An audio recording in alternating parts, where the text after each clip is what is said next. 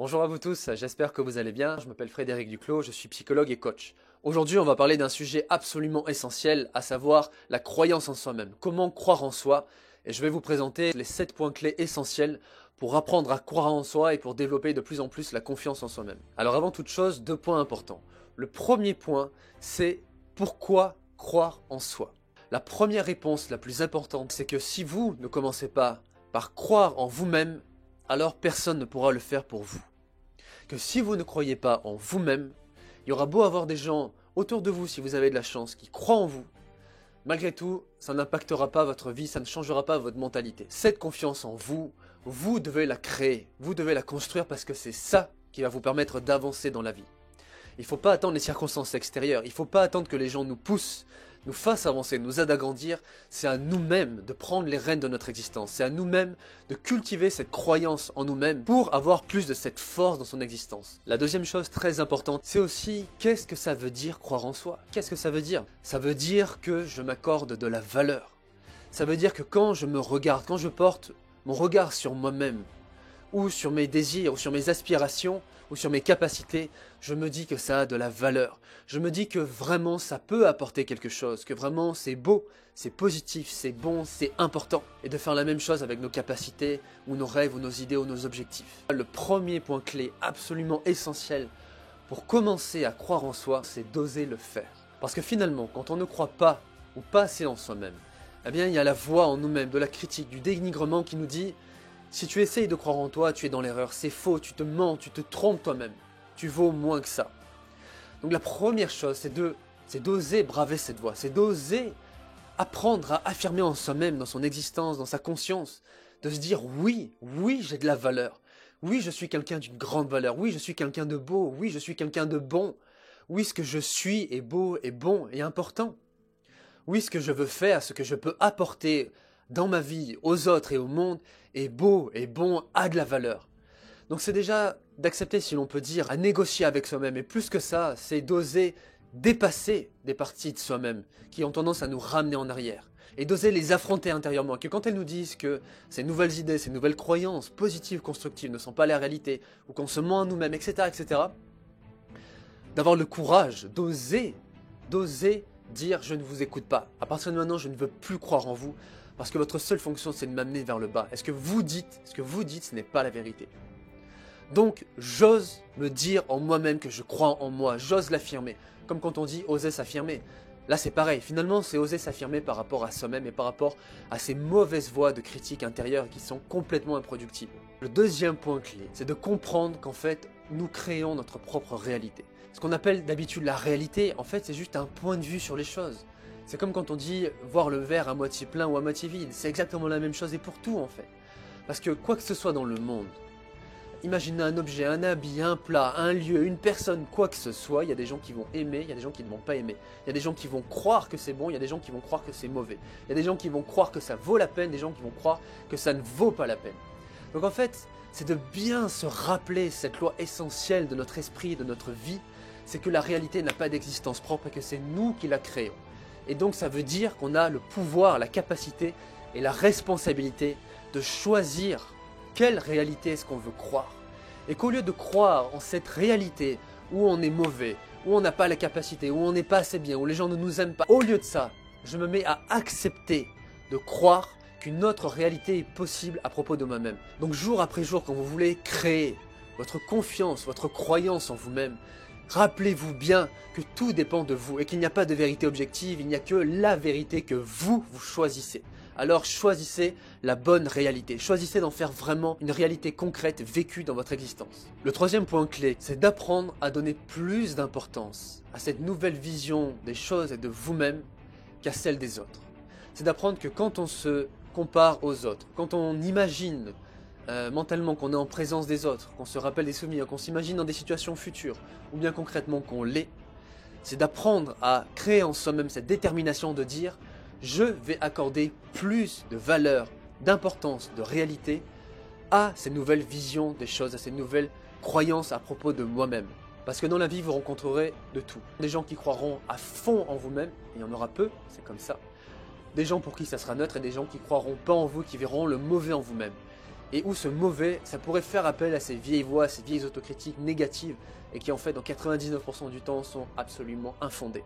Donc, c'est de se dire, cette vision des choses, c'est plus réel, c'est plus vrai que ce que vont penser les personnes, qui que ce soit dans votre existence.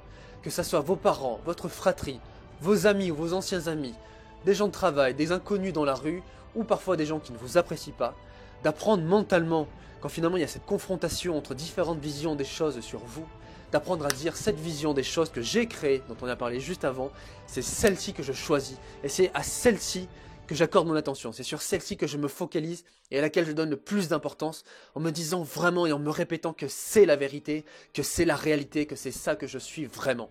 Le quatrième point clé, c'est d'oser commencer à concrétiser cette croyance en soi-même. C'est le passage indispensable entre, si on peut dire, le théorique, le mental et le concret, la pratique. Parce que si vous cultivez ces nouvelles croyances en vous-même, ces nouvelles idées, ces nouvelles approches à propos de vous-même, mais que vous ne les concrétisez pas, que vous ne les transposez pas dans du concret dans votre existence, ça restera à l'état théorique et ça ne pourra pas avoir l'emprise, l'importance, la valeur que ça peut avoir dans votre vie.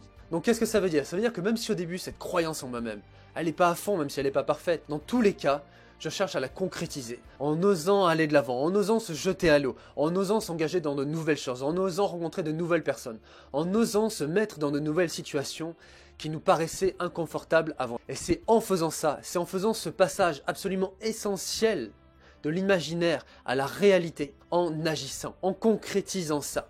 Parce que en osant aller de l'avant, en osant faire ces nouvelles choses, ça ne sera pas confortable, surtout au début. Mais en le faisant, et en le faisant vraiment, derrière vous allez avoir des bons retours sur vous-même. Vous allez avoir ce qu'on appelle un bon feedback. C'est-à-dire qu'en miroir, vous allez recevoir du bon en disant « t'as osé faire ça, t'as osé aller de l'avant, t'as osé prendre la parole, t'as osé te lancer dans tel projet ». Tout ça, tous ces bons retours, ils vont commencer à nourrir et en fait à concrétiser, à valider ces idées que vous avez commencé d'abord par créer dans votre esprit. Donc c'est absolument, absolument essentiel que vous n'attendiez pas que dès que vous commencez à cultiver ça en vous, vous osiez aller de l'avant. Et je vous le dis, la différence entre ceux qui vont réussir à faire ça comme tout le reste, ça va être dans ce passage de la théorie, de l'idée, au concret, à l'action, à la pratique. Et en faisant ça, c'est là que vous allez réussir.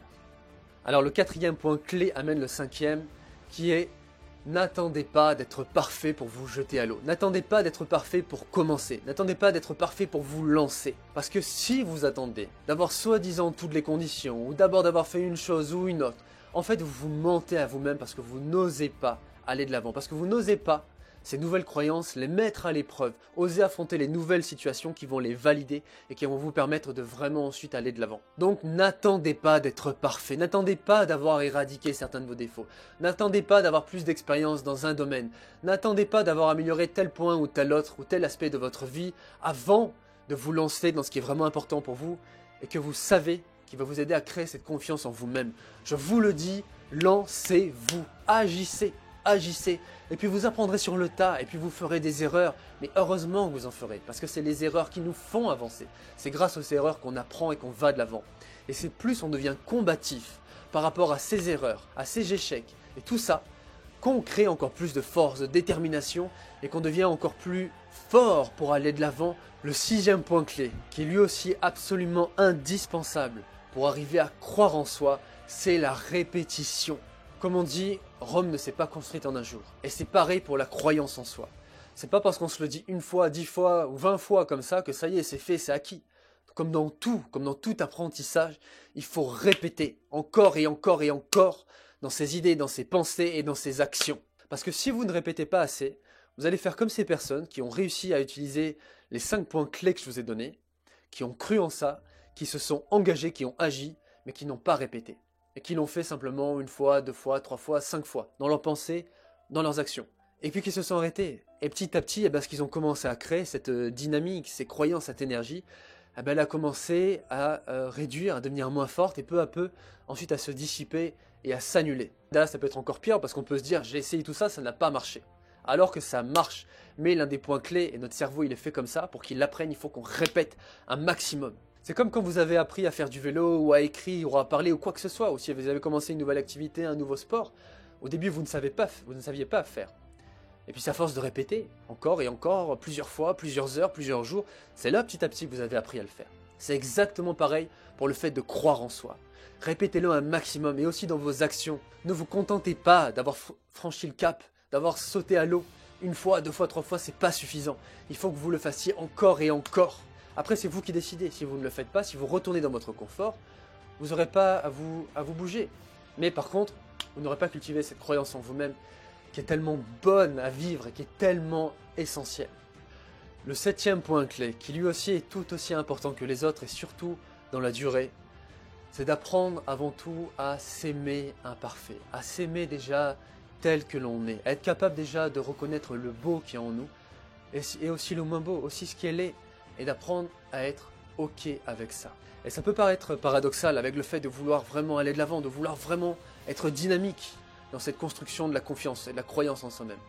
Mais en fait, c'est vraiment complémentaire. C'est pas opposé, c'est pas antagoniste, c'est complémentaire. Parce que si vous êtes toujours en mode, il faut que ça soit à fond, cette croyance en soi-même, il faut que je sois super bien en toutes circonstances, que je réussisse à fond, vous allez vous viander. Vous allez vous viander parce que on est des êtres humains, parce que on est imparfait. Et d'ailleurs, à ce propos, je vous invite à regarder l'une de mes précédentes vidéos qui s'appelle L'art de l'imperfection et qui parle de ça et avec lequel vous pouvez faire le lien. Mais la base du changement, la base de l'évolution, vraiment, surtout dans la durée, c'est de ne pas se rigidifier et de se frustrer et de se blâmer et de se flageller ensuite pour ses erreurs, pour ses manquements, pour ses manques de croyance en soi parfois. Donc c'est d'apprendre à avoir plus de légèreté, plus de fluidité, plus de douceur avec soi-même. Et cette base indispensable, elle permet encore mieux dans la durée ensuite de vraiment construire cette croyance en soi et de persévérer et d'en vouloir dans la construction de ça dans sa vie. Donc je résume, le premier point clé, c'est de s'accorder de la valeur, c'est d'oser créer des visions, des idées bénéfiques, positives à propos de soi-même et d'oser se dire que la réalité c'est ça et pas des voix qui nous dénigrent, qui nous rabaissent et qui nous font croire qu'on a peu de valeur ou d'importance. Donc c'est d'oser créer la primauté de ça sur le reste. Le deuxième point clé, c'est de bien se rappeler toujours que nous créons notre propre réalité, qu'il n'y a pas de vérité objective aux choses, il y a uniquement la manière dont on voit les choses. Et donc, que c'est à vous de choisir la vision que vous voulez avoir sur vous-même. Le troisième point clé, c'est d'accepter, c'est d'oser là aussi donner plus d'importance à ça, à ces nouvelles visions, qu'aux visions que peuvent avoir les autres, qui qu'ils soient. Le quatrième point clé, c'est d'oser concrétiser ses croyances dans le réel, c'est d'oser agir, c'est d'oser aller de l'avant, en se rappelant bien qu'une réalité ne se crée jamais entièrement si on ne la concrétise pas par des actions et par du vécu, par de l'expérience. Le cinquième point clé, c'est de ne pas attendre d'être parfait ou que les choses soient parfaites. C'est de ne pas se mentir à soi-même parce qu'on n'ose pas aller de l'avant, en se disant qu'on n'est pas prêt ou que les situations ne sont pas prêtes. C'est créer votre opportunité, c'est vous-même créer votre chance, créer les bonnes conditions et oser vraiment aller de l'avant sans attendre que les choses soient parfaites. Le sixième point clé, c'est la répétition. C'est de recommencer encore et encore et encore et encore à penser cela et à agir. Et en le faisant vraiment continuellement, c'est là que vous allez créer ce nouveau vécu, ces nouvelles expériences et votre croyance en vous-même. Enfin, le septième point clé pour faire ce travail dans la durée, c'est d'oser aussi être souple et permissif avec soi-même. De s'aimer tel que l'on est, d'accepter entièrement son imperfection et que ça nous donne une bonne base émotionnelle, mentale, pour ensuite pouvoir vraiment aller de l'avant et foncer. Voilà, j'espère que cette vidéo vous aura apporté beaucoup de choses comme toutes les autres. Pensez bien à aimer la vidéo, à la partager et surtout à vous abonner à la chaîne. Enfin, je voudrais passer un message pour vous dire vraiment merci du fond du cœur. Merci pour tous les super bons retours que j'ai déjà eus, même si pour l'instant je commence simplement et que c'est loin d'être parfait.